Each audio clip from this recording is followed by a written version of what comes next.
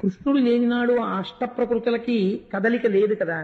లేనప్పుడు కృష్ణుడు కన్నులు తెరవని కడు చిన్ని పాపడై దానవి చనుబాలు త్రావి చంపే, ఇంకా కనురెప్పలు కూడా తెరవనటువంటి పిల్లవాడిగా ఉండగా పూతనా సంహారం చేశాడు.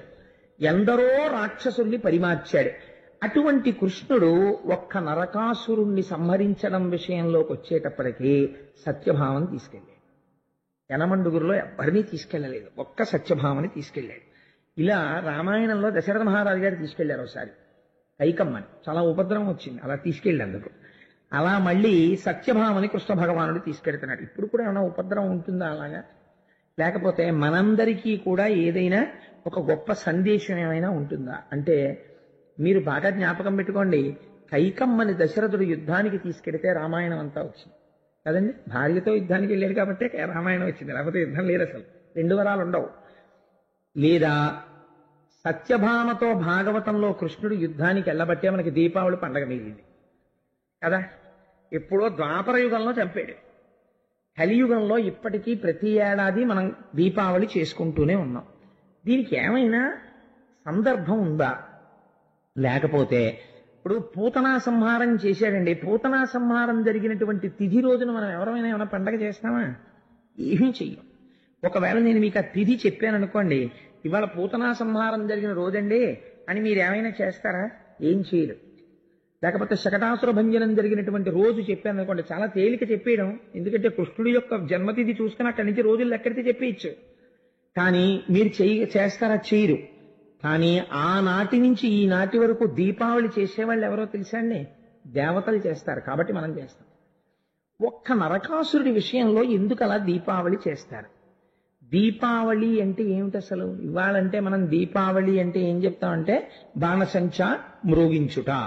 ఆవళి అన్న శబ్దాన్ని ఎక్కడ ప్రయోగించినా వరుస అని అర్థం. దీపావళి అంటే దీపముల వరుస అని అర్థం. అంటే ఒక దీపం పెట్టడం కాదు, చాలా దీపాలు పెట్టాలి అని.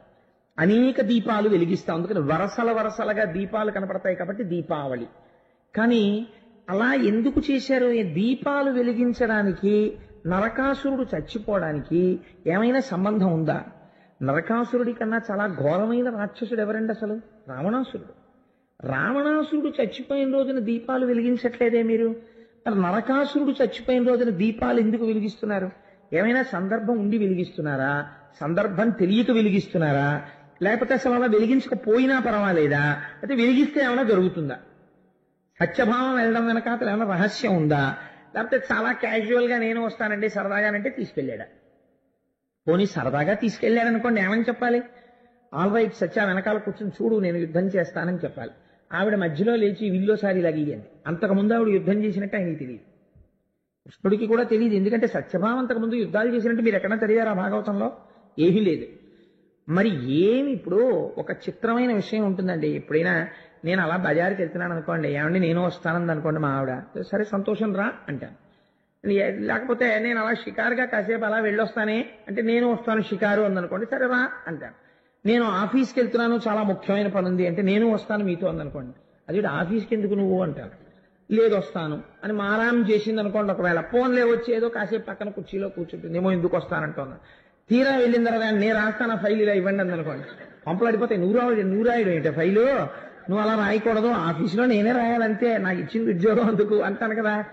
యుద్ధ భూమికి వెళ్ళినటువంటి వాడు భార్య యుద్ధం చేయగలదో లేదో చూసుకోకుండా అని ఏమన్నా ఇలా ఇవ్వండి సారా ధనస్సు నేను వేసేస్తాను బాణాలంటే తీసుకో సత్య అని వీళ్ళు ఇచ్చేస్తాడా? అప్పుడు వేయలేకపోతే బాణం ఏమవుతుంది? ఎదిరి బాణాలు ఎవరి మీద పడిపోతాయి? భార్య మీద పడిపోతాయి. అప్పుడు భార్యకి ఏమైనా అయితే కృష్ణుడిని ఏమంటారు రేపు పొద్దున్న లోకంలో? మరి ఎందుకు ఇచ్చాడు సత్యభామకి వీళ్ళు అంటే చాలా క్యాజువల్ గా ఏమీ తెలియకుండా చాలా సరదాగా అటువంటి యుద్ధరంగంలో అంత తేలిక పరాచికం ఆడగలిగినంత పురుషుడా కృష్ణుడు? మరి లేకపోతే సత్యభామకి ఎందుకు ఇచ్చాడు? నరకాసుర వధ అంతేనా? దాని వెనకాతల ఏమైనా రహస్యం ఉందా? మీరు ఈ కోణంలో అవతరించండి, నేను ఒక ప్రయత్నం చేస్తాను దాన్ని ఆవిష్కరించడానికి, మీరు పట్టుకోవడంలో ఉంటుంది దాన్ని. కాబట్టి ఒకనాడు కృష్ణ భగవానుడు కొలువు తీరి ఉండగా దేవతలు, ఇంద్రుడు, దుర్వాసో మహర్షి వీళ్ళందరూ వచ్చి మహానుభావ కృష్ణ, నరకాసురుడి యొక్క ఆగడములు రోజు రోజుకి మితిమీరిపోతున్నాయి, దేవతల యొక్క తల్లి అయిన అదితి యొక్క కుండలములను తస్కరించాడు. ఇదొక చిత్రమైనటువంటి విషయం. రాక్షసుడు అన్నవాడు ఇంద్రసింహాసనాన్ని ఎత్తుకుపోయిన వాడిని మనం చాలా మందిని చూశాం. వీడు అదితి కుండలాలు ఎత్తుకుపోయాడు. నరకాసుర వధకి మొదటి వాక్యం ఇది. వాడి ఎందు పెద్ద అభియోగం ఏమిటో తెలుసా అండి? అదితి కుండలములను తస్కరించినాడు. దేవతల తల్లి కుండలాలు ముట్టుకున్నాడంటే పరమేశ్వరుడు బయలుదేరాడు. నేను చూస్తాను వాడి సంగతి అన్నాడు. వరుణుడి ఛత్రాన్ని ఎత్తుకుపోయాడు. వాడివన్నీ చిత్రమైన సందర్భాలు. ఆయన గొడుగు కట్టుకుపోయాడు. వాడు దేవతలందరూ కూడా ఓ పర్వతం మీద విహారం చేస్తుంటారు, మణిపర్వతం అని. ఆ మణిపర్వతాన్ని ఎత్తుకుపోయాడు. ఈ మూడు ఎత్తుకుపోయాడు. వాడి ఆగడాలు అంతా ఇంతా కాదు. కృష్ణ నువ్వే వాణ్ణి పరిమార్చాలి అని అడిగాడు ఇంద్రుడు. అడిగితే కృష్ణుడు అన్నాడు, తప్పకుండా నేను రాక్షస సంహారం చేస్తాను, నరకాసుర వధ చేస్తాను, నేను బయలుదేరుతున్నాను యుద్ధభూమికి అని దేవతలందరినీ స్వాంతనపరిచి తాను యుద్ధభూమికి బయలుదేరడం కోసమని రథం ఎక్కుతున్నాడు. ఆ బయలుదేరే ముందు గబగబా సత్యభామ వచ్చింది. ఆవిడ పేరు చాలా గమ్మత్తైన పేరండి, సత్యభామ. ఇప్పటికీ కూడా మొట్టమొదట ఆ పేరు ఎక్కడ వినపడుతుందో తెలుసా అండి? కొత్త కోడలు ఇంటికి రాగానే కొంచెం కాస్త విసురుగా నడిచింది అనుకోండి, ఏమాయ్ మీ కోడలు సత్యభామే అంటారు వెంటనే. ఆ తల్లి బహుశా నేనైతే అనుకుంటాను షీఈస్ థరోలీ మిస్అండర్స్టూడ్. ఆవిడికి సరిగ్గా అర్థం చేసుకోబడలేదు సత్యభామ అనుకుంటాను. ఆ తల్లి సత్యభామ పొందినటువంటి స్థానం చాలా గొప్ప స్థానం అండి నిజంగా. ఆవిడ నృత్య సంప్రదాయంలో కూడా కూచిపూడిలో కూడా ఆవిడ కృష్ణుడికి లేఖ రాస్తుంది. అయ్యో బాబోయ్, నిజంగా అది శోభానాయుడు గారు మహాతల్లి ఆవిడ చేస్తారు. ఆ కృష్ణుడికి ప్రణయలేఖ రాయడం, ఆవిడ నర్తన చెయ్యడం. సత్యభామ ఎన్ని రంగాలలో ప్రవీణురాలో మహాతల్లి. ఆయమ్మ కృష్ణ భగవానుడి దగ్గరికి వచ్చి ఒక మాట అడిగింది. నాథ, మీరు యుద్ధభూమికి బయలుదేరుతున్నారు కదా నరకాసురుడితో యుద్ధం చేయడానికి, నేను కూడా మీతో వద్దామనుకుంటున్నాను యుద్ధభూమికి అని. అరణ్యవాసానికి రాముడు వెడుతున్నప్పుడు సీతమ్మ కూడా నేను వస్తాను అంది. కానీ వాళ్ళ మధ్య చాలా గంభీరమైనటువంటి చర్చ జరిగింది. అలా కృష్ణుడు గంభీరంగా ఉండదు. కృష్ణుడికి రాముడికి అవతారాల్లో చాలా తేడా ఉంటుంది. చక్క పెట్టడంలో కృష్ణుడి తర్వాతే. కొంచెం మా రామయ్య అమాయకుడు. అంటే కృష్ణయ్య కూడా మావాడే. అంటే నేను ఈ మాట అంటే నేను ఎవరి గురించి ఉపన్యాసం చెప్తే ఆయన మావాడు అంటుంటాను. అదే ఒక బలహీనత. అంటే మనవాడు లేదా ఎందుకు ఈ మాట అన్నానంటే, రాముడు చూడండి, ఆ మొట్టమొదట బాలకాండల యుద్ధానికి వెళ్ళినప్పుడు మారీచుణ్ణి చంపేసి ఉంటే అసలు రామాయణం అంత దూరం వెళ్ళేదండి, సీతాపహరణం జరిగేదా? మారీచుణ్ణి వదిలేశాడు, వదిలేసి తాటకా సంహారం చేశాడు, అంత దూరం వెళ్ళేది. శూర్పణఖకి ముక్కు చెవులు కోసి వదిలేశాడు, అంత దూరం జరిగింది.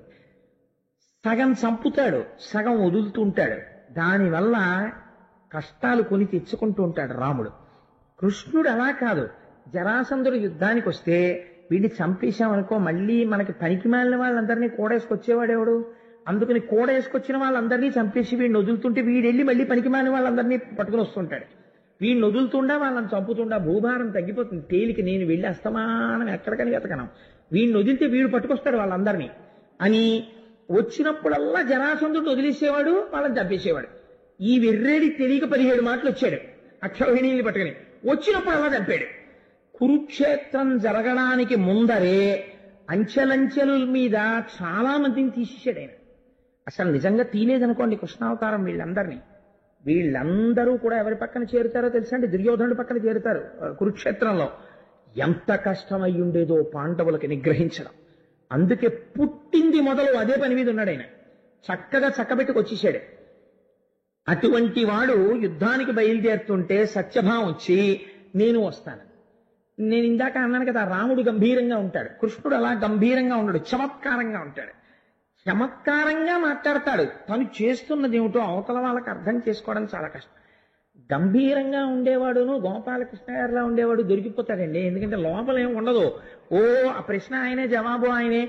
మీరు ఇచ్చిన డబ్బులు నేనేమైనా చేశాను అనుకుంటారేమో, మా ధర్మకర్తలు పైదేస్తారు కానీ మేము ఎప్పుడూ అలా తీసుకోము అని మీరు అడిగారేమో అనుకుని ఆయనే జవాబు చెప్పేసి, అది నిష్కల్మష హృదయాలు అలా ఉంటాయి. నాలాంటి వాడు ఉన్నాడు అనుకోండి, చాలా నవ్వుతూ మాట్లాడుతుంటాడు. కానీ ఆ మాట్లాడే మాటల వెనకాతల ఏముందో కనిపెట్టడం చాలా కష్టం. వాడు ఏమైనా అన్నాడా అంటే అన్నట్టు అనిపించదు, అనలేదా అంటే అనలేదని తేలిగ్గా తీసుకోవడానికి ఉండదు. అంతగా గమ్మత్తుగా ఉంటుంది.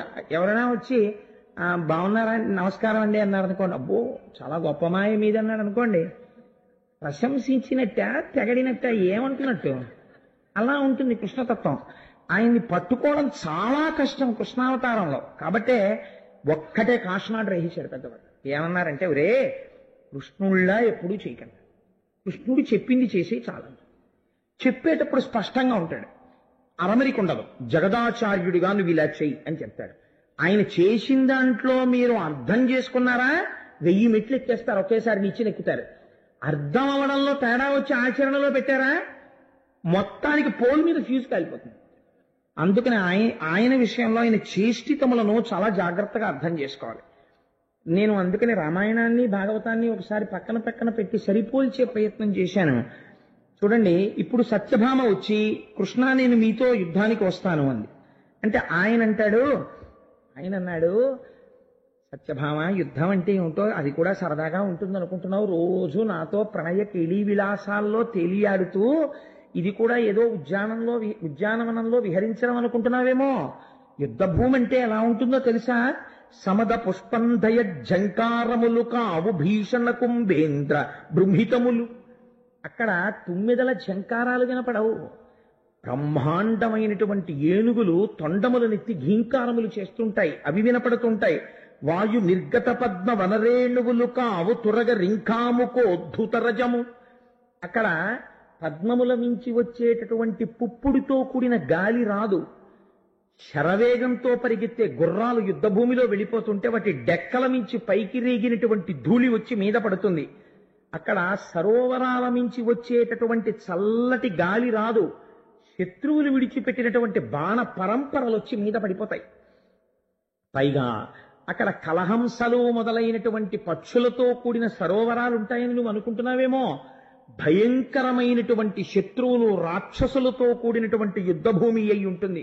కాబట్టి అక్కడ నువ్వు సంతోషించడానికి, అబ్బా తామర పువ్వు ఎంత బాగుందో అనండి, ఆ కలువ పువ్వు ఎంత బాగుందో అనండి, లేకపోతే ఆ కల్హార పుష్పం ఎంత బాగుందో అనండి అని చూడ్డానికి పూలతోట కాదు. ఒకడు ముళ్ళగ తట్టుకుంటాడు, ఒకడు శూలం పట్టుకుంటాడు, ఒకడు పరిగ పట్టుకుంటాడు, నెత్తుటితో తడిసిపోయి ఉంటుంది, మాంసంతో అంటుకుని ఉంటుంది, వాడు విసురుతుంటాడు. ఎక్కడ చూసినా అరుపులు కేకలు. యుద్ధ భూమి అంటే ఏమనుకుంటున్నావో, యుద్ధానికి వస్తానంటున్నావేంటి? అందుకని నువ్వు నేను పెడుతున్నాను కదా అని చెప్పేసి అయ్యో పాపమ్మ ఆయన ఒక్కరు పెడుతున్నారు సాయం చేద్దాం వద్దాం అనుకుంటున్నావేమో. నువ్వేమీ అలా కంగారు పడకు. కన్యా నీవేడా, నువ్వు ఆడపిల్లవి, నువ్వెక్కడ యుద్ధం ఎక్కడ. అందుకని రణరంగగమనమేడ, యుద్ధభూమి ఎక్కడ, పొత్తు వేగము, నేను మళ్ళీ తిరిగి తొందరగా వచ్చేస్తాను, రాక్షసుల్ని పరిమార్చి, నువ్వు బెంగ పెట్టుకోకు, నిలువుము, వల్లదు, అందుకని నువ్వు నాతో రావద్దు అన్న తర్వాత కృష్ణ పరమాత్మ బయలుదేరబోతుంటే సత్యభామ యొక్క గొప్పతనం అంతా ఇక్కడ ఉంది. ఆవిడ సీతమ్మ తల్లిలా గంభీరంగా మాట్లాడలేదు. ఆవిడేం చేసిందంటే గబగబా వచ్చి, నేను అబద్ధం చెప్పాననుకుంటే మీరు పోతన గారి దశమస్కంధంలో ఉత్తరాఖండం చూసుకోండి, ఉత్తర భాగం, ఆయన చెయ్యి పట్టుకుని అలవోకగా చక్క ఆయన భుజం మీద గడ్డం ఆంచి ఆయన చెవిలోకి మాత్రమే వినపడేటట్టుగా ఎంతో ప్రియంగా ఒక చక్కటి మాట చెప్పింది. నీ యొక్క భుజములనబడేటటువంటి దుర్గముల చాటున నేనుంటాను, నీ భుజాల వెనకాతల నేనుంటే నన్నెవరేం చేస్తారు? నీతో నరుదెంతునంచు, కాబట్టి నాకు నీతో వచ్చి యుద్ధం చూడాలనుందయ్యా, నీ మీద నాకున్న నమ్మకం అటువంటిది. కాబట్టి కరదోయజముల్ ముకుళించి, ఆ 2 చేతులు పద్మాలు ముకుళించినట్టుగా ఇలా నమస్కారం చేసి ప్రార్థన చేసిందిట, నేను వస్తానండి మీతోటి అని. మృత్యనం మానిని నమస్కారం చేసి తన్ను భర్త బహుమాన పురస్సర దృష్టి చూడగన్, ఇంత ప్రియంగా మాట్లాడినటువంటి భార్యని కాదనలేనంత బలహీనత భర్త యందు ప్రవేశపెట్టి, అయ్యో ఇలా బతిమాలేస్తుంటే ఏం కాదనగలనని ఇంకా కాదనలేని స్థితికి కృష్ణుడొచ్చి ప్రియంగా తన వంక చూసేటట్టుగా కృష్ణుణ్ణి మార్చినదైన సత్యభామ నిలబడి ఉన్నది. కాబట్టి ఆవిడ ఎటువంటి చతురత కలిగినటువంటి స్త్రీయో చూడండి. సరే, ఇద్దరు గరుత్మంతుడిని అధిరోహించారు, రమ్మన్నారు స్వామి. ఇద్దరు బయలుదేరారు, యుద్ధ భూమికి వెళ్ళారు. ప్రాగ్జ్యోతిషపురము అని ఆ ఊరి పేరు కూడా చాలా గమ్మత్తుగా ఉంటుంది. ఆ ప్రాగ్జ్యోతిషపురానికి చేరుకున్నారు. అక్కడ నరకాసురుడు పరిపాలన చేస్తున్నాడు. ఆ నరకాసురుడికి నమ్మిన బంట్లు వంటి వారు 3 ఉన్నారు. ఒకడు మురాసురుడు, ఒకడు నిశుంభుడు, ఒకడు హయగ్రీవుడు. హయగ్రీవుడు అంటే నేను లక్ష్మీ హయగ్రీవ అవతారం గురించి చెప్పట్లేదు, రాక్షసుడు హయగ్రీవుడు. వీళ్ళు ముగ్గురు వాడికి నమ్మిన బంట్లు. అక్కడ దుర్గములు చాలా ఉన్నాయి. జలదుర్గము, గిరిదుర్గము, శస్త్రదుర్గము, ఇలా 6 రకాలైన దుర్గాల్ని శాస్త్రం చెప్తుంది. అటువంటి దుర్గములను, అనేక దుర్గములను వాడు నిర్మాణం చేశాడు. ఆ దుర్గములను చూశాడు పరమాత్మ గరుత్మంతుడి నుంచి. చూసి ఒక్కసారి తన చేతిలో పట్టుకున్నటువంటి గద చేత ప్రహారము చేస్తూ ఈ దుర్గములన్నింటినీ నేల కూల్చేశాడు. తన చక్ర ప్రయోగం చేత కొన్నింటిని కూల్చేశారు, తన ఖడ్గధారల చేత కొన్నింటిని కూల్చేశారు. కూల్చి పాంచజన్యాన్ని చేతిలో పట్టుకుని ప్రళయకాలంలో మేఘం ఎలా ఉరుముతుందో అలా పాంచజన్యాన్ని పూరించారు. పూరించేసరికి మురాసురుడు అనబడేటటువంటి రాక్షసుడు నరకాసురుడికి అత్యంత ముఖ్యుడు. వాడు అక్కడ ఉన్నటువంటి జలదుర్గంలో నీటి లోపల పడుకుని నిద్రపోతున్నాడు. వాడు ఆ నిద్రపోతున్నవాడు పైకి లేచాడు. పోతన గారు అన్నారు, వాడు పెద్ద జడ వేసుకున్నట్టు. ఈ జడ వేసుకున్న వాళ్ళు మనకి ఇద్దరు కనబడతారు, కాలయవనుడు ఒకడు, మురాసురుడు ఒకడు. వాడికి ఉన్న గొప్పతనం ఏమిటో తెలుసా అండి? వాడు ప్రాగ్జ్యోతిషపురాన్ని మురాపాశములతో కట్టి ఉంచుతాడు. వాడు ఆ పాశములతో కట్టాడు. కృష్ణ పరమాత్మ తన చేతి ఖడ్గంతో ఆ పాశములను ఖండించారు. ఖండించి పాంచజన్యం పూరిస్తే మురాసురుడు పైకొచ్చాడు. వాడికి 5 తలకాయలు. 5 తలకాయలతో వాడు ఈ బ్రహ్మాండములో ఉన్నటువంటి పంచభూతములను మింగేసేలా ఉన్నాడు. అగ్నిహోత్రం పాకితే ఎలా ఉంటుందో, మీరు ఇలా పొడవుగా సన్నగాను ఏదైనా ఇంధనాన్ని పోసి వెలిగించారనుకోండి, అది వెలుగుతోంది అనుకోండి ఒక అగ్ని రూపంలో, అది ఎలా ఉంటుందో అలా ఉంటుంది వాడి జడ. అటువంటి జడతో వాడు నీటిలోంచి పైకి లేచాడు. లేచి కృష్ణుడి వంక చూశాడు. చూసి కృష్ణ నిలు అని కృష్ణుడితో యుద్ధానికి వచ్చాడు. వచ్చి యుద్ధం చేస్తున్నప్పుడు పరమాత్మ తన గదా ప్రహారంతో ఆ మురాసురుడి యొక్క శిరస్సుని బ్రద్దలు చేశాడు. వాడు మరణించాడు. మురాసురుడు మరణించగానే వాడి కుమారులు 7 బయలుదేరి కృష్ణ పరమాత్మ మీదకి యుద్ధానికి వచ్చారు. ఆ 7 కూడా కృష్ణ పరమాత్మ నిర్జించారు. ఈ వార్త నరకాసురుడికి చేరి నేను కూడా యుద్ధానికి వస్తాను, నేను బయలుదేరి యుద్ధానికి వస్తున్నానని నరకాసురుడు బయలుదేరి యుద్ధానికి వచ్చాడు.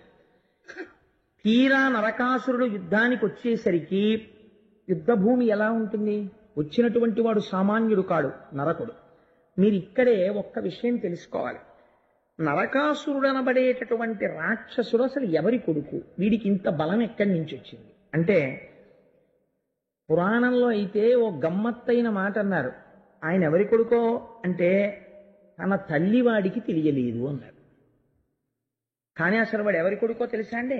ఆదివరాహమూర్తికి భూదేవికి కలిపి జన్మించిన వాడు. ఆదివరాహమూర్తికి భూదేవికి జన్మించిన తరువాత ఆదివరాహమూర్తి అవతారంలో ఉండగా శ్రీమన్నారాయణుడు భూదేవికి కొన్ని వరాలు ఇచ్చాడు. ఎప్పుడైనా సరే వాడు నరకానికి వెళ్ళిపోవడానికి, నశించిపోతాడు అనడానికి తేలిక మార్గం ఏమిటో తెలుసా? ఇంట ఉన్నవాళ్ళు సుఖపడని రోజులు ఎప్పుడు వస్తాయంటే, భూమి మీద ఏదైనా నిర్మాణము చేసేటప్పుడు శంకుస్థాపన చేసి భూమి పూజ చేయకుండా కానీ కడితే ఆ ఇంట ఉన్న వారికి సుఖశాంతులు ఉండవు, నీకు వరం ఇస్తున్నానన్నాడు ఆయన. అప్పుడే భూమి కొన్ని వస్తువుల పేర్లు చెప్పి వీటిని భూమి మీద ఎవడు పెడతాడో ఆచ్ఛాదన లేకుండా, అంటే కింద ఏదైనా వెయ్యకుండా పెడితే వాడికి ఆ వస్తువు యొక్క అనుగ్రహము లభించకుండుగాక, వాడి ఐశ్వర్యము తొలగిపోవుగాక అని వరం అడిగింది. ఆ వస్తువుల పేర్లు అంటే, నేను ఇప్పుడు ఈ విషయాలు ఎక్కడి నుంచి అనుసంధానం చేస్తున్నానంటే భాగవతాంతర్గతం కాదు, దేవీ భాగవతం నుంచి అనుసంధానం చేస్తున్నాను. అందులో మీరు బాగా జ్ఞాపకం పెట్టుకోవలసిన వస్తువు ఒకటి ఉంది. చాలా మంది పిల్లలకి చదువు రావట్లేదు అంటుంటారు. భూదేవి వరం ఏమిటో తెలుసా అండి? కూర్చుని చదివేటప్పుడు పుస్తకాన్ని నేల మీద పెట్టకూడదు. పుస్తకాన్ని నేల మీద పెట్టి వెళ్ళిపోతే, అందుకే ఒక అలవాటు చేసుకోవాలి.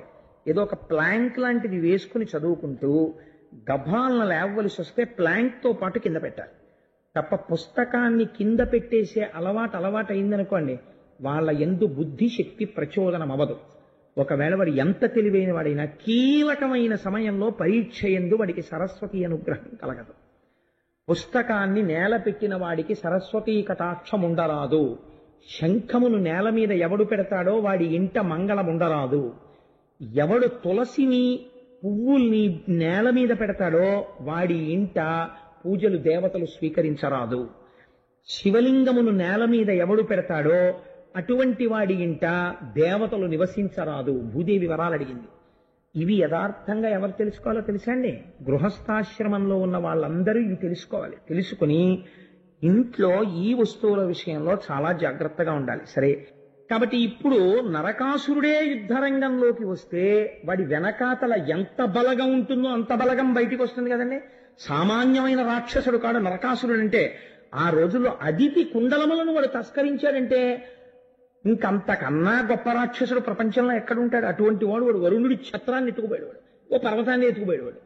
అటువంటి వాడు ఎన్నింటిని పరిపాలించాడో తెలుసా అండి? 14 భువనములు గెలిచాడు వాడు నరకాసురుడు. ఇంకా రావణాసురుడు భూమండలం మీద తిరిగాడు వాడు, 14 భువనాలు నరకాసురుడు. అటువంటి వాడు, అటువంటి నరకాసురుడు యుద్ధానికి వస్తే వెనక ఎంత సైన్యం ఉంటుంది? ఇంత సైన్యాన్ని చూసిన సత్యభామ ఏమనాలి? అయ్య బాబోయ్, ఏమిటండి సైన్యం అసలు? మీరు కొంత సైన్యాన్ని తీసుకుని రావలసింది, టిక్కుటక్కులాడించుకుంటూ గరుత్మంతుడు నెక్కొచ్చేశారు అనాలి. ఆవిడ ఏమందో తెలుసా అండి? ఆశ్చర్యకరంగా దీని వెనక అసలు ఉన్న రహస్యాన్ని మీరు గుర్తుపెట్టుకోవాలి. మళ్ళీ పక్కన పెట్టుకోండి. కాబట్టి ఇప్పుడు ఆవిడంది, ఏమండి నేను యుద్ధం చేద్దాం అనుకుంటున్నానండి. ఇందాక యుద్ధ భూమికి వస్తానండి, ఇప్పుడు ఏమండి నాకు యుద్ధం చేద్దాం అనిపిస్తోందండి అని గభాలన లేచి, ఇప్పటిదాకా ఎక్కడుంది? మీ భుజములనబడేటటువంటి దుర్గముల మాటును ఉంటానంది, వెనకాల కూర్చుంది. ఇప్పుడేం చేసింది? గభాలన లేచి ముందుకొస్తోంది. పోతన గారు పొంగిపోయారు. సత్యభామ దర్శనం. ఈ సత్యభామ చేస్తున్నటువంటి యుద్ధం పద్యాలు వింటే వచ్చే లాభం ఏమిటో మీకు ఆఖరణ చెప్తాను. అందుకునంత వర్ణన చేశారు పోతన గారే, అమాయకుడై వర్ణన చేయలేదు. వేణింజొల్లెము వెట్టి సంఘటిత నీవీబంధయై భూషణ శ్రేణిందాల్చి ముఖేందు మండల మరీచీజాల ముల్వల్వగా పాణిం పయ్యద చక్కగా తురిమి శుంభద్వీర సంరంభయై ఎనీలోచన లేచి నిల్చతన ప్రాణేశాగ్రభాగంబునన్. గభాలన లేచిందిట, తన భర్త ముందుకొచ్చి నిలబడిందిట. ప్రాణేశాగ్రభాగంబునన్, ఇప్పటి వరకు వెనకాతలకు వచ్చింది, ఇప్పుడు ముందుకొచ్చి నిలబడింది. ఎలా నిలబడిందిట? ఆ నిలబడగానే వేణుంజొల్లము వెట్టి పెద్ద జడ. అసలు సత్యభామ అనగానే మనందరికీ గుర్తొచ్చేది ఏమిటంటే ఆ జడ. కాబట్టి ఆ జడను ఒక్కసారి తీసుకుని ఇలా ఇలా ఇలా ఇలా ముడి వేసేసుకుని గట్టిగా ఇలా ముడేసేసుకున్నది, ఇంకా కదలకుండా. పెద్ద జడ కదండి, మరి త్రాచుపాములాగా. పోతన గారు ఒక లైవ్ టెలికాస్ట్ ఇస్తారు, శబ్ద చిత్రీకరణ. వేణింజొల్లము వెట్టి సంఘటిత తనివీబంధయై భూషణ శ్రేణిందాల్చి. ఆ హారాలు అవి బోలెడని ఆభరణాలు ఉన్నాయి, అవి కదులుతున్నప్పుడు ముందుకి వెనక్కి వెడుతుంటాయి. అలవాటు లేని వాడు కొత్తగా ఉపనయనం చేసుకున్న వాడిని ఊరే కొంచెం పూజా మందిరంలో సామాన్ సర్దేరా అన్నారు అనుకోండి, వాడికి వచ్చే మొట్టమొదటి కష్టం ఏమిటో తెలుసా అండి? ఆ యజ్ఞోపవీతం వచ్చి ఆ చేతికి అడ్డుపడిపోతుంది. వాడు అస్తమానం ఇలా అంటుంటాడు, మళ్ళీ అంటుంటాడు. యజ్ఞోపవీతం భుజం నుంచి బ్రాహ్మణుడికి జారిపోతే వాడిని దరిద్రం పట్టుకుంటుంది. భుజం దారిపోతే గాయత్రి చెప్పుకోవాలి. భుజం జారిపోకుండా దాన్ని పంచెలోకి పెట్టుకోవడం అలవాటు చేసుకోవాలి బ్రాహ్మణుడు. కాబట్టి ఎన్ని ధర్మ సూక్ష్మాలు పెట్టేశారండి పెద్దవాళ్ళు, జాగ్రత్తగా అలవాటు. అప్పుడు తండ్రి చూసి అంటాడు, రే అలా యజ్ఞోపవీతాన్ని వదిలిపెట్టి తిరగకూడదు అని దగ్గరికి తీసుకుని, నాన్న ఆ యజ్ఞోపవీతాన్ని పంచెలో ఇలా పెట్టుకుంటే ఇప్పుడు అది కదవదు, ఇప్పుడు నువ్వు పని చేసుకోవటం వాడికి అలవాటు అవుతుంది. ఓహో యజ్ఞోపవీతాన్ని అలా పెట్టుకోవాలన్నమాట అని తెలుసుకుంటాడు.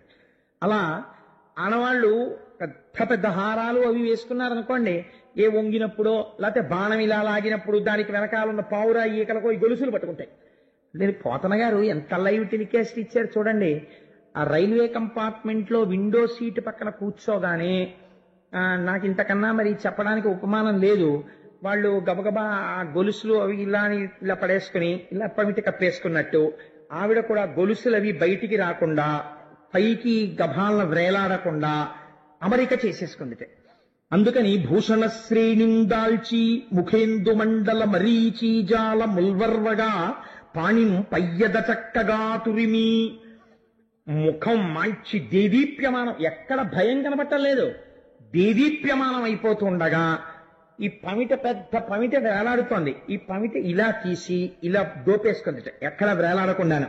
పయ్యద చక్కగా తురిమి శుంభద్వీర సంరంభయై ఏనీలోచన లేచి నిల్చతన ప్రాణేశాగ్రభాగంబునన్. ఆయన కన్నా ముందుకెళ్ళింది. వెళ్ళి నాథ ఆ ధనస్సు ఇలా ఇవ్వండి. కృష్ణుడు తెల్లబోయాడు. ఏమిటి నరకాసురుడు ఏమిటి, సైన్యం ఏమిటి, సత్యభావం ఏమిటి, ముందుకొచ్చేయడం ఏమిటి, ఈ ముడేసేసుకోవడం ఏమిటి, గొలుసులు సర్దేసుకోవడం ఏమిటి, పమిట సర్దేసుకోవడం ఏమిటి, ధనస్సు ఇమ్మంటుంది ఏమిటి. ఆయన ఒక నవ్వు నవ్వాడు. ఆయనకి తెలియంది ఏముంటాయండి, మా రామయ్య అయితే బయటపడిపోతాడు, మా కృష్ణయ్య అటువంటి వాడే అనుకోండి. అందుకని ఆయన ఏం చేశాడంటే ఏమీ తెలియని వాళ్ళ నవ్వి, హరినాక్షికి హరి ఇచ్చెను సుర నికరోల్లాసనమును శూర కఠోరాసుర సైన్యత్రాసనమును బల గర్వ నిరాసనమును బాణాసనమును.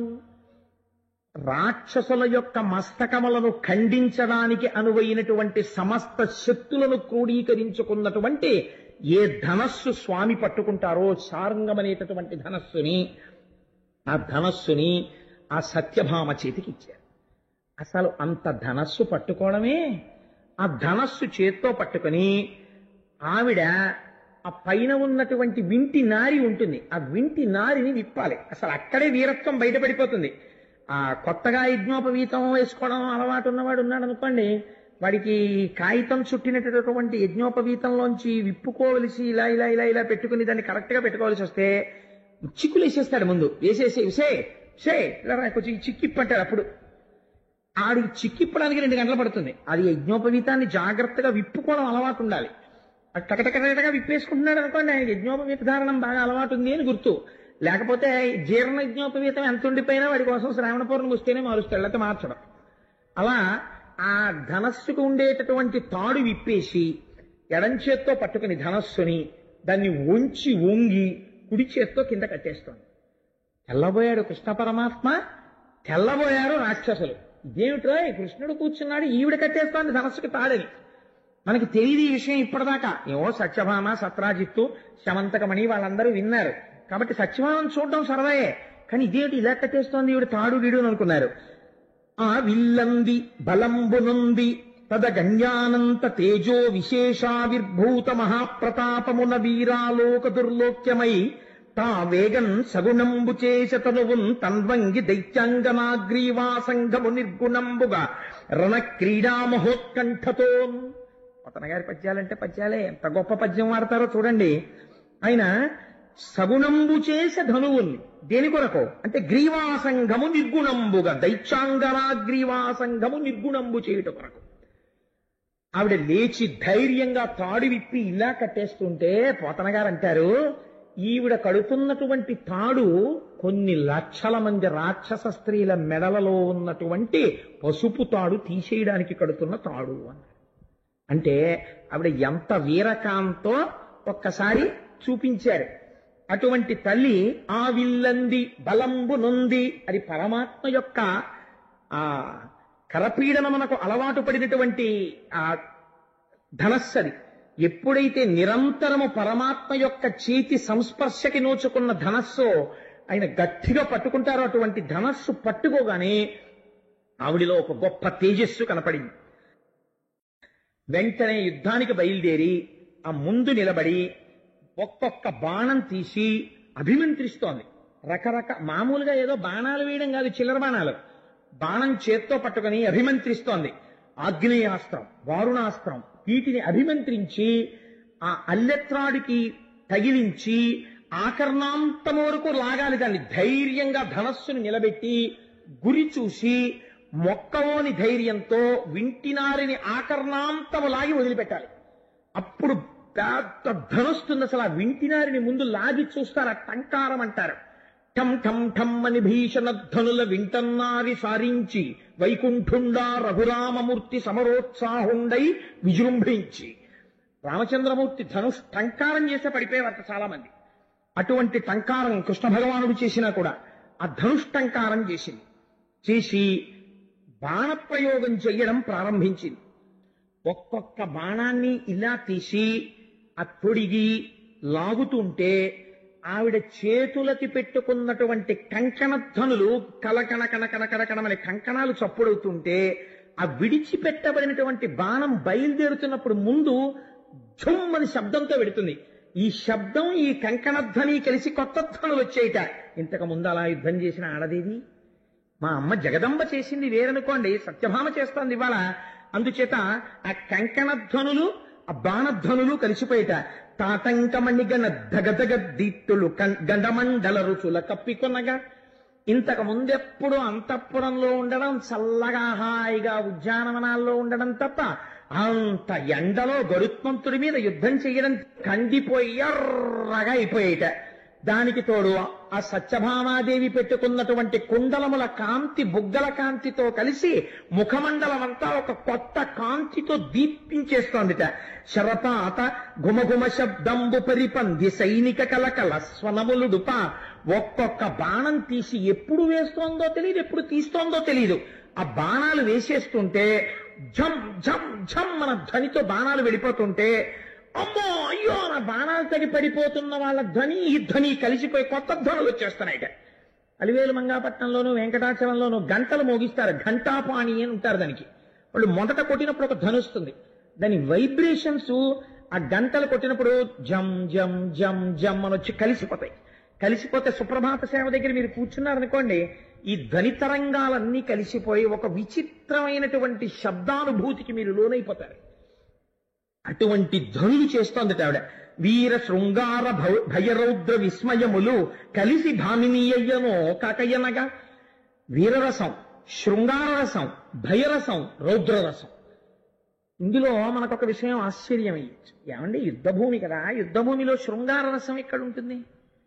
యుద్ధభూమిలో వేసేటప్పుడు బాణాలు వేస్తుంటారు తప్ప శృంగార రసం చూసేటటువంటి దుర్మార్గుడి యందు ఉంటుందేమో గాని ఆడవచ్చింది యుద్ధానికని ఆవిడ యందు శృంగార రసం ఉండదు కదా.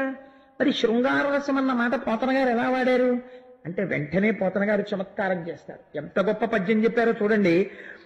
పరుజూచున్ వరజూచు ఒంపనలరింపన్ రోష రాగోదయ విరత భ్రూకుటి మందహాసములతో వీరంబు శృంగారముంజరగన్ కన్నుల కెంపు సొంపు పరగన్ చండాస్త్ర సందోహమున్ సరసాలోక సమూహమున్ నెరపచున్ చంద్రాస్య హేలాగతిన్. ఆవిడ నిజంగా యుద్ధాన్ని పోతన గారికి చెల్లింది మహానుభావుడు రామచంద్రమూర్తి పలికించారు కనుక ఆయన ఎటువంటి లైవ్ ఇస్తారో చూడండి. పరుచూచున్ ఇటు చూస్తుందట నరకాసురుడి వంక, వాడి సైన్యం వంక చూసి, వరుజూచు ఇటు కృష్ణుడి వంక చూస్తుందట, చూసా నవ్వు నవ్వుతుందట. చూసి ఇంతమంది ఉన్నారు ఏం వేస్తాను అనుకుంటున్నారా చూడండి అని ఓ బాణం తీసి తొడిగి కరెక్టేనా అని ఇలా వేస్తుందట. భ్రుకుటి ముడి వేసి తీవ్రంగా వాళ్ళ వంక చూస్తుందట, విడిచిపెడుతుంది. ఆగ్నేయాస్త్రం వెళ్ళి అక్కడ పడిపోయి వాళ్ళు దహించుకుపోతుంటే అంటుందట. అంటే ఆయన అంటే అట్ట. ఇప్పుడు ఏం చేస్తోంది? అటు భయానకం, ఇటు శృంగారం ఏకకాలమునందు పోషిస్తోంది. ఇలా యుద్ధం చేసిన వాళ్ళు ఎవరు లేరు. జగదంబ కూడా యుద్ధం చేస్తే వీరరసంతోనే చేసింది ఆవిడ. ఇలా ఏకకాలమునందు అటు వీరరసం ఇటు శృంగారరసం ఎవరు చేస్తారండి? సత్యభామ చేసింది అలాగా. అందుకని పరుజూచున్ వరుజూచు ఒంపనలరింపన్ రోష రాగోదయా విరత భ్రూకుటి మందహాసములతో వీరంబు శృంగారముంజరగన్ కన్నుల కెంపు సొంపు పెరగన్ చండాస్త్ర సందోహమున్ సరసాలోక సమూహమున్ నెరపుచున్ చంద్రాస్య హేలాగతిన్. అస్త్రశస్త్రములను విడిచిపెట్టేస్తుంటే ఎదురుగుండా ఉన్నవాళ్ళు భయపడిపోయి బాబోయ్ ఏమిటా మొహం అంత కోపం అన్నట్టుండేది. ఇలా కృష్ణుడి వంక చూసినప్పుడు అన్నప్పుడు చంద్రబింబంలా ఉండేది. అమ్మో మా ఆవిడికి ఇన్ని విద్యలొచ్చా అని పొంగిపోయేవట. అలా కృష్ణుడి వంక చూసేదిట. ఏకకాలమునందు రెండు రసములను పోషిస్తూ యుద్ధం చేస్తోంది. ఎందుకు సత్యభామ యుద్ధం అన్నారో, అసలు సత్యభామ యుద్ధం అంటే ఏమిటో చూతురు కానీ ఆఖరణ ఓహో ఇదా తల్లి గొప్పతనం అంటే అని ఆశ్చర్యపోతారు ఆ పేరుకి. అలినీలాలక చూడనొప్పెసగే భృత్యాలీఢ పాదాంబుతో అలిక స్వేద వికీర్ణ కాలకలతో ఆకర్ణ కానీత సల్లలిత జ్ఞానక పుంఖ దీధితులతో లక్ష్యావలోకంబుతో వలయాకార ధనుర్విముక్త విశిక వ్రాతాహతారాతి.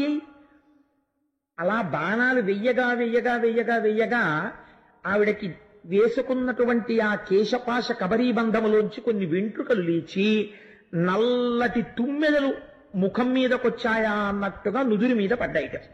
కొద్దిగా నుదుటి మీద చెమట పట్టిందిట. ఆ చెమట మీద ఇలా వెంట్రుకలు అంటుకున్నాయిట.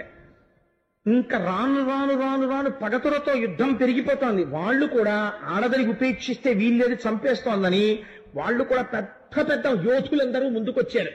ఇప్పుడు చాలా గురి చూసి కొట్టాలి వాళ్ళ గుండెల మీద. గురి చూసి కొట్టడంలో ఆవిడ కూడా యుద్ధంలో ఎంత వ్యగ్రతని ఎంత తీవ్రతని పొందిందో పోతన గారు చెప్తారు చూడండి. వికీర్ణ కాలకలతో ఆకర్ణ కానీత సల్లలిత జానక పుంక దీధితులతో లక్షావలోకంబుతో ఒక్కొక్క బాణం తీసి ఎన్ని కాంతులు ఏకకాలమనందొచ్చాయో పోతన గారు దర్శనమిస్తున్నారు. ఒకటి ఎడమకాలు ముందు పెడుతోందిట, కుడికాలు వెనక్కి పెడుతోందిట, కుడికాలు కొద్దిగా ఉంచుతోందిట. ఎందుకు? ఇప్పుడు గురి చూసి కొట్టాలి యోధుల మీదకి. పెద్ద పెద్ద వాళ్ళందరూ వచ్చారు. అందుకని ఆ గురి చూసి ఎడంకాలు ముందు పెట్టి కుడికాలు వెనక్కి పెట్టి ఆ పాదం ఇలా కొంచెం పైకెత్తి ఉంచుతుంటే ఆ ఎర్రటి పాదంలోంచి వస్తున్న కాంతుల వంక కృష్ణుడు కూర్చుని విస్మయంగా చూస్తున్నట్ట. ఏమిటి మా ఆవిడే ఇన్ని భంగిమలు? ఏదో నాట్యం అనుకున్నానమ్మా బాబోయ్. ఏమిటి ఇలా కాలు వంచి ఓ కాలు ముందుకేసి ఇలా లాగుతుంటే లక్ష్యాలోక విలీనము, ఆ లక్ష్యం వంక తీవ్రమైన దృష్టితో చూడడంలో కన్నుల వెంట కాంతి. అప్పటి వరకు బాణాలు వేసి వేసి అలవాటు లేని తల్లేమో ఒక్కొక్క బాణం తీసి పట్టుకుని వింటినారి లాగుతుంటే అదంతా ఒరుసుకుని ఎర్రటి కాంతి వేళ్లల్లోంచి, బుగ్గల్లోంచి ఎర్రటి కాంతి, కన్నుల్లోంచి కాంతి, శరీరంలోంచి కాంతి, ఇన్ని కాంతులు ఒక కాంతిగా మారిపోయేటట్టుగా బాణ పరంపరలోంచి వస్తున్న కాంతి, ఇన్ని కాంతులతో కలిపి యుద్ధం చేస్తోందిట. చూసిన వాళ్ళు అనుకుంటున్నారు ముందా మిగిలిన వాళ్ళ మాట అలా ఉంచండి. కృష్ణుడు పక్కన కూర్చున్నవాడు తెల్లబోయి ముక్కున వేలేసుకుని, అమ్మ సత్యభామ నాకు తెలియదు ఇలా కూడా యుద్ధాలు చేస్తావు నువ్వని, ఏమో అనుకున్నాను. ఎంత ఎంత చమత్కారం చూపించావు అంతఃపురంలో. బొమ్మ పిండ్లిండ్లకు పోనొల్లనను బాలరణ రంగమునకెట్లు రదలంచే మగవారి కనినత మరుగు చేరెడి ఇంటి పగవారి గెల్వనే పగిది జాలే పసిడి ఉయ్యల లెక్క భయమందు భీరువు కగపతి స్కందమే కడిది నెక్కే సకుల కోలాహల స్వనములోర్వని కన్య పతః భాంకృతుల నిర్భంగినొచ్చే నీలకంఠములకు రుచంబు నేర్పుచూ అలసి తొలగిబోవు అలరుబోడి ఏ విధమున నుండి ఎలమి నాలీఢాది మానములను రిపుల మానమనప. తెల్లబోతున్నాడు కృష్ణ పరమాత్మ దేనికిట? బొమ్మ పెండ్లిండ్లకు పోనొల్లనను బాలరణరంగమునకెట్లు రదలంచే. సత్యభామ సత్యభామ రుక్మిణీదేవి బొమ్మల పెళ్లిళ్ళు చేస్తోంది, వెళ్ళు అంతఃపురంలో బొమ్మల పెళ్లిళ్ళు అవుతున్నాయంటే, అమ్మ బాబోయ్ మళ్ళీ పల్లకీలో ఇక్కడి నుంచి అంత దూరం బొమ్మల పెళ్లిళ్ళకి వెళ్ళడమా, నేను వెళ్ళలేను బాబోయ్ నాకు ఓపిక లేదని చెప్పి ఈ అంతఃపురం నుంచి ఆ అంతఃపురానికి పల్లకీలో వెళ్ళడానికి అమ్మో అంత దూరమే అని అంత సుకుమార ఇవాళ యుద్ధ భూమికి వచ్చిందా?